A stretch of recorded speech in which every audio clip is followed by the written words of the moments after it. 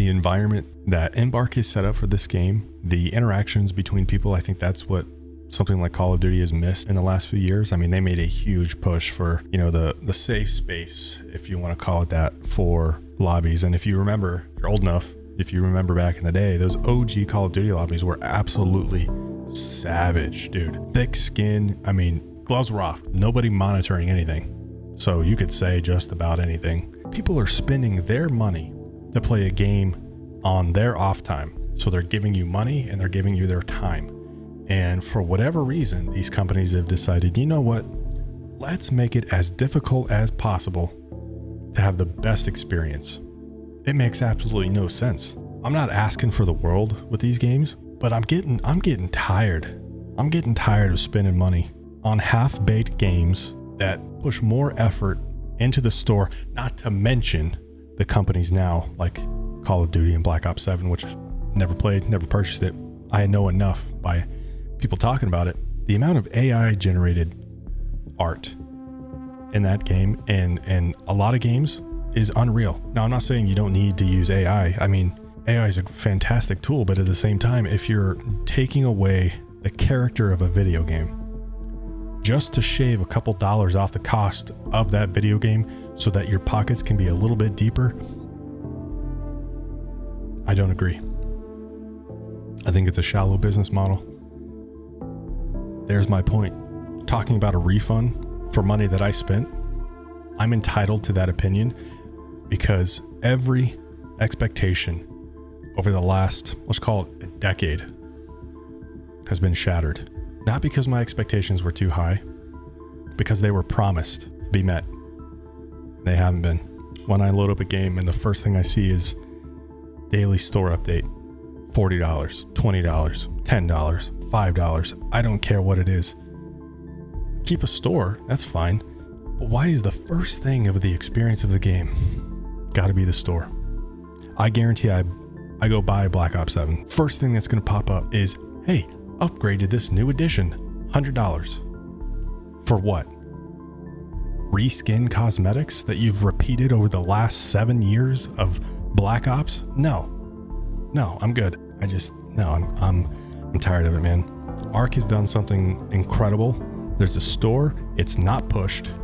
If you don't go to the store, you don't know about any of these cosmetics. So the game is built around the foundation of the player's experience. Yes, I know it's a different genre than Call of Duty. It's not an arcade shooter. However, you can play the game how you want to play. And this is a hot take. I think the skill-based matchmaking is hit or miss, but that's what keeps it fresh. If you load into a game, load into a raid, and you just spent the last 5 to 6 games killing on site, well, guess what? That's the lobby you're going to be in. Flip the script. It's this, it's an incredible system that Embark has been able to make, and that's why it's one of the biggest games right now and has maintained substantial player base. Call of Duty over the years has done a lot of things right, but in the last 6 years is inexcusable. All of those wrongs.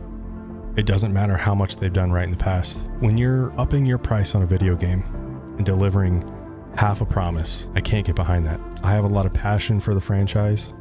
I hope they can turn it around. I have no idea how. I think we, as the consumer of the content of that franchise, I think we are to blame. When Modern Warfare 19 came out, the store came out with some pretty incredible cosmetics, stuff that people hadn't really seen before, been used to other than Fortnite, but people are like getting super excited about, oh, my gun can shoot tracers and they can change colors. Like, that's a cool concept. But they just had to take it one step further because it was showing across the board. Shareholders were, wow, we're breaking records here with this game. If it's not broke, don't fix it. Let's keep repeating. And then they double down and triple down. And then, the first fatigue of the franchise for me was Cold War. Cold War for me was the last straw as far as Call of Duty goes, but I gave Vanguard a shot. I already had low expectations for that game, but they somehow still missed the mark and disappointed me. I don't know how you do that. I don't know who is in charge of putting together. It doesn't matter the era the Call of Duty is in. If you're going to do the era, do it right and stick to that. All the functionality, all the mechanics behind the era of the weaponry, the gadgets, the cosmetics of the soldiers. Like, if you're going to do the era, do it right. So after Vanguard, then we get MW2, and I was very excited about that. In my head, the way they were advertising it, it was going to be like the OG MW2, which to me, nostalgia aside, I think is one of the greatest Call of Duties of all time. The numbers don't lie. Most people will regard OG MW2 as one of the best Call of Duties of all time. That's an objective fact. Then they delivered that game. Absolutely shattered. I played that game. That's probably my least played Call of Duty in the last 6 years.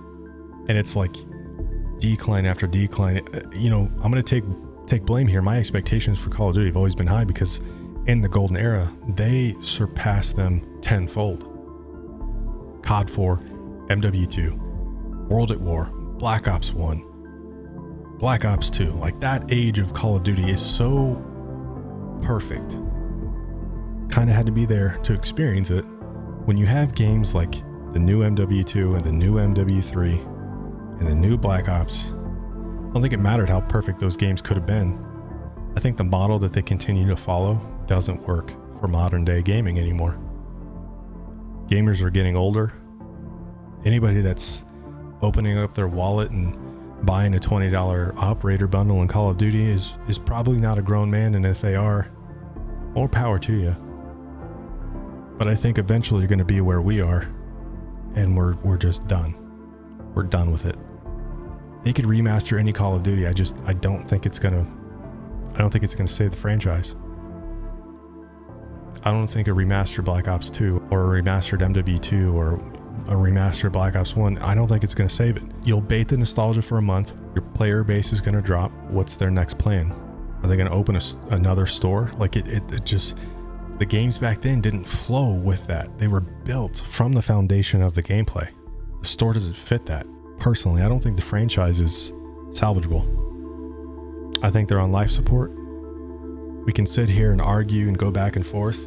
I love Call of Duty. However, for that love, I have to let go of the franchise. They're beyond redemption, in my opinion. I would like to be proven wrong. There's still a little bit of hope there. But I'm not going to allow it to be shattered by purchasing another title that's disappointing everybody. So, here we are.